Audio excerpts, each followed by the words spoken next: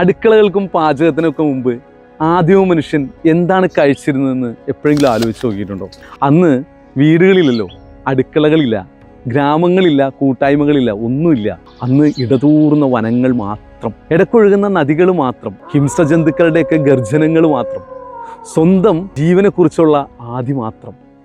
അങ്ങനെയുള്ള കാലത്ത് മനുഷ്യൻ എന്തായിരിക്കും കഴിച്ചിട്ടുണ്ടാവുക? പാചകത്തെക്കുറിച്ചുള്ള ചരിത്രം അന്വേഷിച്ച് പോയപ്പോൾ അപ്പോഴാണ് ഞെട്ടിക്കുന്നൊരു കാര്യം അറിഞ്ഞത്.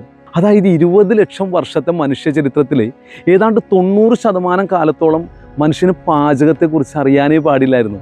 അന്നവർ കാട്ടിലുള്ള കായ്കനികൾ, വിത്തുകൾ, വേരുകൾ, പഴങ്ങൾ, അങ്ങനെയുള്ള എന്ത് കിട്ടിയാലും അവർ കഴിച്ചിരുന്നു. ഷഡ്പദങ്ങളെയൊക്കെ പിടിച്ചിരുന്നു, മത്സ്യങ്ങളെയൊക്കെ പിടിച്ചിരുന്നു, ചെറിയ ചെറിയ മൃഗങ്ങളെയൊക്കെ വേട്ടയാടി തിന്നു. ചിലപ്പോൾ ഇവർ കൂട്ടമായിട്ട് വല്ലപ്പോഴൊക്കെ വലിയ മൃഗങ്ങളെയൊക്കെ വേട്ടയാടിയിട്ട് അങ്ങനെ കഴിച്ചിരുന്നു. അതല്ലാതെ അവർക്ക് പാചകത്തെക്കുറിച്ച് അറിയില്ലായിരുന്നു.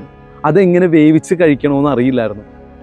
ഏതാണ്ട് 20 ലക്ഷം വർഷങ്ങളോളമാണ് മനുഷ്യൻ ആ രീതിയിൽ ജീവിച്ചു പോകുന്നത്. പിന്നെ അവൻ ഒരിടത്ത് ഭക്ഷണമില്ലാതെയായപ്പോൾ മറ്റൊരിടത്തേക്ക് പലായനം തുടങ്ങി. അങ്ങനെ ആദ്യവും മനുഷ്യൻ്റെ ജീവിതം എന്ന് പറയുന്നത് വലിയൊരു പലായനത്തിൻ്റെ കഥ കൂടിയാണ്. ആ കഥ ഇനി പറയാം.